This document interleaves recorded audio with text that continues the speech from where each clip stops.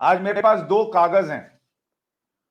एक वो एफआईआर है जो लखीमपुर में जो घटना हुई उसको लेकर लिखाई गई है, और दूसरी वो पोस्टमार्टम रिपोर्ट है जो कि उस दिन जिनके ऊपर गाड़ी चढ़ी और जिनको पीट पीट कर मार दिया गया उसको लेकर तैयार की गई।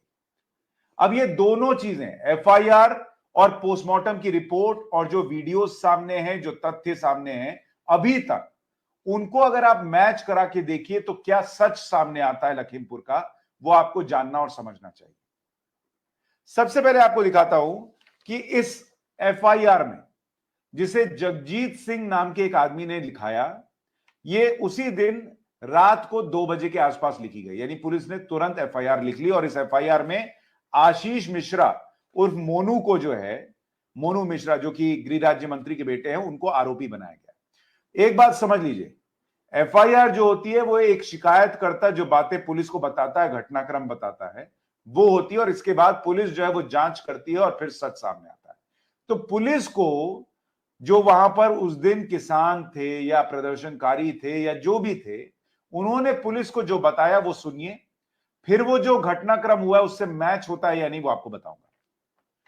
इन्होंने एफआईआर में ये लिखवाया कि घटना 3 बजे की है और आशीष मिश्रा उर्फ मोनू मिश्रा यानी अजय मिश्रा गृह राज्य मंत्री का बेटा अपने 3-4 पहिया वाहनों के ऊपर सवार होकर 15-20 अज्ञात असलहों से लैस व्यक्तियों के साथ बनवीरपुर से सभा स्थल की तरफ तीव्र गति से आए। फायरिंग के उसके बाद कहा कि आशीष मिश्र, इस बात को बड़ा ध्यान से सुनिएगा, आशीष मिश्र उर्फ मोनू अपनी थार महिंद्रा गाड़ी में बाईं सीट पर बैठकर, यानी ड्राइव नहीं कर रहा था। मोनू मिश्रा गृह राज्य मंत्री का बेटा ड्राइव नहीं कर रहा था, यह खुद शिकायतकर्ता ने लिखवाया है एफआईआर में। बहुत ध्यान से सुनिए, बाईं तरफ की सीट पर मोनू मिश्रा बैठा था, ये कहते हैं, और फायरिंग करते हुए भीड़ को रौंदते हुए आगे बढ़ रहा था। फायरिंग के कारण किसान गुरविंदर सिंह पुत्र सुखविंदर निवासी की, जो कि 22 साल का था, गोली लगने से उसकी मृत्यु हो गई। यह एफआईआर में लिखवाया गया है और लिखा गया है कि सड़क के दोनों तरफ खड़े किसानों की दरिंदगी पूर्वक रौंदते हुए आगे बढ़े ये लोग और गाड़ियां अनियंत्रित होकर गड्ढे में गिर गई। और फिर आगे लिखा गया कि आशीष मिश्रा उर्फ मोनू फायरिंग करते हुए गन्ने के खेत में छुपकर भाग गया। अब इस एफआईआर की कुछ बातें जो है उनको लेकर अब मैच करते हैं कि अभी तक जो हमारे पास जानकारी है वो क्या कहती है, क्योंकि शिकायतकर्ता का बयान है, मैं नहीं कह रहा हूं। अभी तक जितने वीडियो हैं, शिकायतकर्ता ये कह रहा है कि ये लोग जो हैं वो असलहों के साथ आए थे, यानी बंदूक वगैरह लेके आए थे। अभी तक आपने लखीमपुर खीरी के जितने वीडियो देखे हैं उसमें किसी में भी एक भी बंदूक नजर नहीं आ रही, एक भी बंदूक नजर नहीं आ रही। अगर किसी आगे वीडियो में नजर आ जाए तो मैं ही दिखाऊंगा, लेकिन अभी तक किसी भी वीडियो में बंदूक लहराता हुआ कोई नजर नहीं आया। तो पहला पॉइंट जो एफआईआर में खुद उन शिकायतकर्ताओं ने लिखा है वो खारिज हो जाता है, बंदूक नजर नहीं आ रही। दूसरा पॉइंट, ये लोग कहते हैं फायरिंग करते हुए, ताबड़तोड़ फायरिंग करते हुए जा रहे थे। एक भी वीडियो अभी तक ऐसा नहीं दिखा है जिसमें फायरिंग होती हुई नजर आए कि ताबड़तोड़ फायरिंग करते हुए जा रहे थे। तीसरी बात, इसमें यह कहा गया, इस लाइन को बड़ा ध्यान से सुनिए जो मैं बार बार कह रहा हूं, कि मोनू मिश्रा थार महिंद्रा गाड़ी में बाईं सीट पर बैठकर फायरिंग कर रहा था। अब मोनू मिश्रा बाईं सीट पर था। अब इस ट्वीट को देखिए, ये ट्वीट जो है वो कांग्रेस ने किया और उसने भी ये लिखा कि कैसे नरेंद्र मोदी को अपने मिनिस्टर को सैक कर देना चाहिए, क्योंकि वीडियो बाहर आ गया, मोनू मिश्रा थार गाड़ी की बाईं सीट से उतरता हुआ दिख रहा। और ये वीडियो है, जरा इसको गौर से देखिए।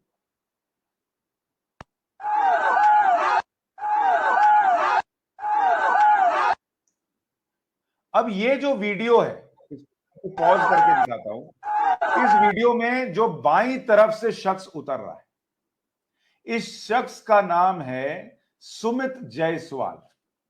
ये मोनू मिश्रा है ही नहीं, ये आशीष मिश्रा है ही नहीं। आशीष मिश्रा की कदकाठी 5 फुट 6-7 इंच की, वो थोड़े हेल्दी से हैं, थोड़े भारी भरकम शरीर वाले हैं, मूंछ है उनको, और इतने लंबे है ही नहीं जितना सुमित जायसवाल नजर आ रहा है। और ये सुमित जायसवाल जिसको इन्होंने बताया कि मोनू मिश्रा है, कांग्रेस पार्टी ने किया और फिर पिद्दी मीडिया लग गई। तो जिसको सुमित जायसवाल को मोनू मिश्रा बता रहे थे, वो मोनू मिश्रा से मैंने अभी थोड़ी देर पहले न्यूज की पाठशाला कार्यक्रम में बात भी की। वो खुद बता रहा कि कैसे वो भागा, वो उस गाड़ी में बैठा हुआ था। तो तीसरी बात जो खारिज हो गई वो ये कि मोनू मिश्रा यानी गृह राज्य मंत्री का बेटा बाईं तरफ की सीट पर बैठा था, क्योंकि अगर वो बाईं तरफ की सीट पर बैठा था तो बाईं तरफ का दरवाजा खोलकर ये सुमित जायसवाल कैसे भाग रहा है? ये मोनू मिश्रा की गोदी में बैठा हुआ था क्या? तो मोनू मिश्रा का एक तो अभी तक कोई भी वीडियो नहीं आया, और ये बात भी खारिज हो गई कि वो बाईं तरफ बैठा था। अगर वो बैठा था तो ये आदमी कैसे निकला? और वो गोली चलाते चल रहा था, इसका भी कोई वीडियो नहीं है। फायरिंग हो रही थी, इसका कोई वीडियो नहीं है। बंदूक थे, इसका कोई वीडियो नहीं है। तो ये जो एफआईआर में बातें खुद शिकायतकर्ता लिखवा रहे हैं वो फैक्चुअली मैच नहीं हो रही। अच्छा, इसमें एक बात और कही गई कि किसान गुरविंदर सिंह को गोली मार दी गई 22 साल के। अब ये पोस्टमार्टम की रिपोर्ट है जो मेरे पास है, और इस पोस्टमार्टम रिपोर्ट में गुरविंदर सिंह की पोस्टमार्टम रिपोर्ट आपको पढ़कर बता रहा हूं। इस गुरविंदर सिंह की पोस्टमार्टम रिपोर्ट में कहीं भी ये नहीं लिखा है कि उसकी मृत्यु गोली लगने से हुई।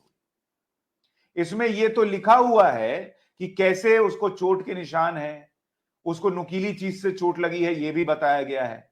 कैसे उसको वो घिसटा है, इसका भी जिक्र है।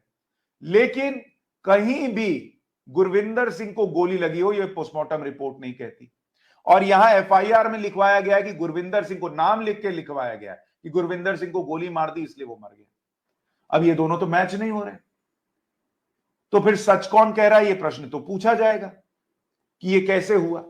अब आप मुझे ये बताइए, और सिर्फ गुरविंदर सिंह नहीं, 8 लोगों की मौत हुई। इसमें 3 बीजेपी कार्यकर्ता, एक पत्रकार को पीट पीट के मारा गया, वो भी पोस्टमार्टम रिपोर्ट में आ गया। बाकी 4 जो वहां प्रदर्शनकारी थी उनकी मौत में भी किसी को गोली नहीं लगी। 8 में से किसी को गोली नहीं लगी, ये पोस्टमार्टम रिपोर्ट कहती है। तो फिर सवाल इस बात का है कि ये एफआईआर में जो लिखाया गया वो झूठ है क्या? और अगर वो सच है तो जो दिख रहा है उससे मैच क्यों नहीं होता? वो वीडियोस कहां हैं जिसमें मोनू मिश्रा नजर आए? वो वीडियो कहां है जिसमें थार गाड़ी की बाईं सीट से मोनू मिश्रा उतरता हुआ नजर आए? वो वीडियो कहां है जिसमें गोलियां चलती दिखे? वो वीडियो कहां है जिसमें बंदूकें लहराती नजर आए? वो वीडियो कहां है जिसमें गुरविंदर सिंह को गोली मारते हुए दिखे? और पोस्टमार्टम रिपोर्ट में गोली मारे जाने का जिक्र क्यों नहीं? ये सवाल पूछा जाएगा, कुछ लोग नहीं पूछेंगे, क्योंकि कुछ लोगों ने एजेंडा बना लिया है। किसान के नाम पर किसी ने कह दिया 3 काले कानून आए हैं और इसमें आपकी जमीन हड़प ली जाएगी, तो आप पलट कर नहीं पूछ सकते कि अरे कहां लिखा है, क्योंकि लिखा नहीं है। आपको सिर्फ मान लेना है, क्योंकि सो कॉल्ड किसानों ने कह दिया तो मान लीजिए। अब इन्होंने कह दिया कि वहां मोनू मिश्रा था तो आप मान लीजिए, भले वो दिख ना रहा, भले आप कहें कि वो बाईं तरफ सीट पर बैठा था लेकिन बाईं तरफ से कोई सुमित जायसवाल उतरता दिखे, लेकिन आप मान लीजिए। गाड़ी का शीशा जो टूटा हुआ है, जो आज आपको मैंने वीडियो भी दिखाया था, ये सुमित जायसवाल है। इसकी भी तस्वीर देख लीजिए कि कौन सुमित जायसवाल है, आपको दिखा देता हूं। इसके बगल में मोनू मिश्रा खड़ा है और गोल घेरे में सुमित जायसवाल है।